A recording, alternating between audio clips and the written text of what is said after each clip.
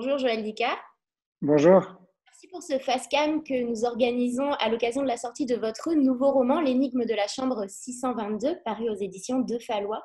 Nous étions toutes et tous très impatients de découvrir ce livre. Donc, dans votre roman, vous écrivez « Il vous suffit d'un crayon, d'un bloc de papier et c'est un monde merveilleux qui s'ouvre à vous ». C'est ce que vous ressentez quand vous prenez la plume? Oui, c'est exactement ça. C'est-à-dire que la force de la littérature, c'est que où qu'on soit, chez nous, au bureau, dans le train, dans le bus, peu importe, un morceau de papier, un crayon, on imagine, on écrit qu'il pleut, il pleut, on écrit qu'on est sur une plage, on est sur la plage. Et c'est la force de la littérature quand on écrit et quand on lit, hein, c'est de pouvoir s'évader de façon assez extraordinaire, simplement par la force de l'esprit. Après les États-Unis, la Russie, la France ou l'Angleterre, votre nouveau roman se déroule en Suisse. En quoi est-ce différent d'écrire sur son pays natal? Bah, c'est différent parce que il faut raconter une histoire dans un environnement qui est votre réalité. Et c'est pas toujours simple. Moi qui suis un écrivain de romans, je revendique la fiction, l'imaginaire. Et au début, c'était pas simple de raconter Genève en restant dans l'imaginaire parce que j'étais vite rattrapé par la réalité. Et j'ai compris au fond que la clé était non pas de raconter Genève en la décrivant telle qu'elle est. Il y a un lac, il y a les immeubles, il y a des rues comme ci ou comme ça, et de raconter mes sentiments. Qu'est-ce que je ressens quand je vois ce lac? Qu'est-ce que je ressens quand je vois ces immeubles? Qu'est-ce que je ressens quand je me promène dans les rues? Vous le décrivez ainsi, génial, curieux, joyeux et solaire. C'était votre éditeur, Bernard de Fallois, décédé à presque 92 ans. Il est le fil rouge de votre livre et vous le lui dédiez. Qui était-il pour vous? Bernard de Fallois, c'était un ami, c'était un maître. Il est l'homme qui m'a permis de me sentir et d'accepter cette identité d'écrivain que je ressentais tout au fond de moi. Depuis des années, j'écrivais, depuis des années, je faisais des romans que j'envoyais à des éditeurs qui le refusaient tous. Donc j'avais en même temps cette conviction à l'intérieur de moi d'être un écrivain, mais cette difficulté à le dire autour de moi parce que je ne me sentais pas légitime du fait de tous les refus que j'avais.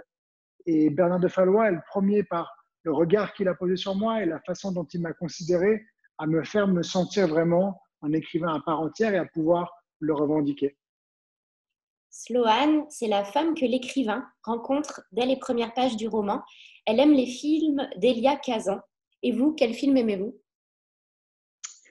Moi, j'ai aimé les films de Kazan aussi. C'était, voilà, mais j'ai aimé les films, alors les films que j'ai aimés, si on est dans les classiques, c'est les Hitchcock et les Chaplin. L'un parce que c'est le suspense, c'est l'imaginaire, et l'autre parce que chez les Charlots, on est vraiment là aussi dans une force de l'esprit, dans quelque chose parfois de figuratif, qui touche un peu, je trouve, à la force de la littérature, c'est-à-dire on est dans un jeu, on a envie d'y croire, on a envie de jouer avec, et c'est quelque chose qui, en art, pour moi, est très important. Alors, on continue dans le jeu, justement. Votre personnage principal, il s'appelle Joël, il est écrivain. Quelle relation avez-vous noué avec lui et quel plaisir éprouvez-vous à écrire sur l'acte même de l'écriture? Ben, j'avais envie de continuer un peu cette introspection sur l'écriture, sur l'écrivain que j'avais commencé avec Marcus et que j'avais envie de continuer avec un personnage différent que j'ai appelé Joël. Et je vous parlais de Marcus justement parce que j'étais très amusé de voir que les lecteurs de La vérité sur l'affaire Harry Kéber m'ont dit et me disent toujours aujourd'hui, mais en fait, Marcus Goldman, c'est toi. Et je dis, ben non, Marcus Goldman à New York, c'est pas Joël Dicker à Genève. Et amusé par cette conviction que mes lecteurs ont, j'ai eu envie de jouer un peu sur ça en créant un personnage qui n'est pas moi, mais qui s'appelle Joël, pour justement peut-être créer cet électrochoc dans mes lecteurs ou pour mes lecteurs et leur permettre de se rendre compte qu'au fond, celui qui décide dans un roman, c'est pas l'écrivain, c'est le lecteur. C'est lui qui, même si vous, l'écrivain, vous écrivez, vous décrivez pendant 10 pages un personnage avec tous les détails de son corps, de ses vêtements, de son visage, tout, si le lecteur l'imagine différemment de ce qu'il est, il sera différemment de ce qu'il est, car le lecteur est celui qui dirige tout dans un roman. Notre interview se fait par écran interposé en raison de la pandémie de Covid-19. On est tous au courant. Nous sortons de 2 mois de confinement. Qu'avez-vous lu? J'ai lu deux romans de mes compatriotes. L'un, c'est Représailles de Florian Aiglin, un auteur genevois édité à la Baconnière, qui est un très bon roman qui se passe en Corse, un roman très rythmé, très sanguin, un peu violent, mais vraiment très beau. L'autre, c'est Joseph Incardona, La soustraction des possibles, chez Finitude, qui est un roman qui se passe à Genève, dans le milieu de la banque, dans le grand boom des banquiers des années 80. Et puis un troisième livre que j'ai lu juste avant, mais qui m'a énormément plu, c'est 1793 de Niklas Dat Ornag chez Senatin, qui est un roman assez extraordinaire qui raconte Stockholm en 1793 et qui, pour moi, est vraiment dans la veine du parfum de Susskind. Alors, quel serait votre livre boussole, celui qui vous guide, celui qui vous aide? J'hésiterais entre deux. J'hésiterais entre La promesse de l'aube de Romain Gary, parce que pour moi, c'est un livre extraordinaire aussi sur la force de la littérature, la façon dont Gary a écrit ce roman, la façon dont on perçoit les différents épisodes de sa vie. Quelque chose pour moi de très fort et qui à chaque fois que je me pose la question de l'écriture, je relis ce livre. Et puis, un des livres qui m'a donné le plus de plaisir à lire, c'est Belle du Seigneur, Albert Cohen, qui est aussi un des romans qui m'a donné envie de devenir un écrivain. Et je rends un peu hommage, très modestement, mais j'essaie de rendre hommage à ce roman dans l'énigme de la chambre 622.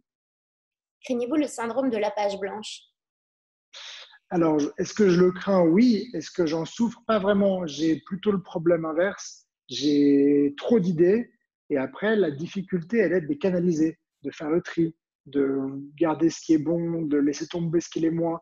Et pour moi, c'est un problème aussi grand que de ne pas en avoir, hein, parce que le blocage, il est le même. À un moment donné, vous n'arrivez plus à avancer parce que vous ne savez plus très bien ce qu'il faut faire.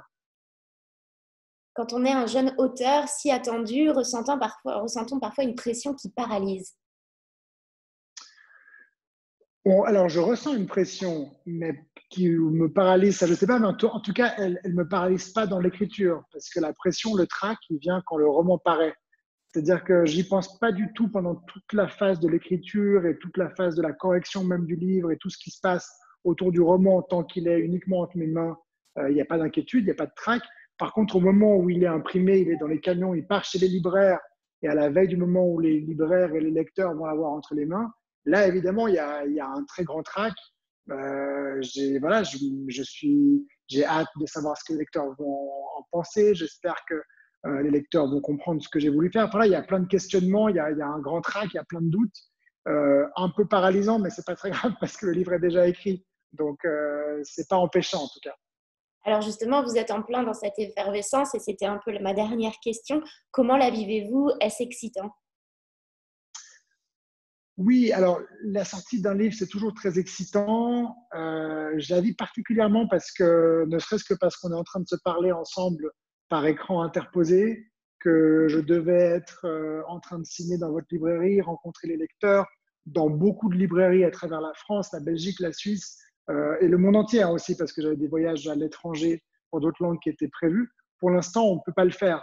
Et ce n'est pas la même chose. Je dois dire que le plaisir d'un livre qui sort, pour moi, c'est le plaisir d'aller à la rencontre de mes lecteurs au moment où il sort. Et j'espère qu'on pourra, dans un futur proche, refaire ces séances qui n'ont pas pu avoir lieu. Mais ça sera un tout petit peu décalé de ce moment. J'aurais pas pu vivre et partager même cette joie de la sortie du livre et la vivre avec mes lecteurs, avec qui j'ai un rapport très particulier parce qu'ils me suivent depuis presque 10 ans. Et il y a ce regard bienveillant qui pose sur moi, ils me voient grandir. Voilà, j'ai commencé mon premier roman, j'avais 26 ans, j'en ai 35. Donc, j'ai l'impression de passer des étapes de ma vie en compagnie de mes lecteurs et c'est pour ça que je leur en suis immensément reconnaissant et que je suis un peu triste de ne pas pouvoir être en contact direct en ce moment même avec eux. Eh bien, ce n'est que partie remise. Merci beaucoup, Joël Dicker, pour ce face cam et à très bientôt parmi nous. Merci à vous, à bientôt et prenez soin de vous.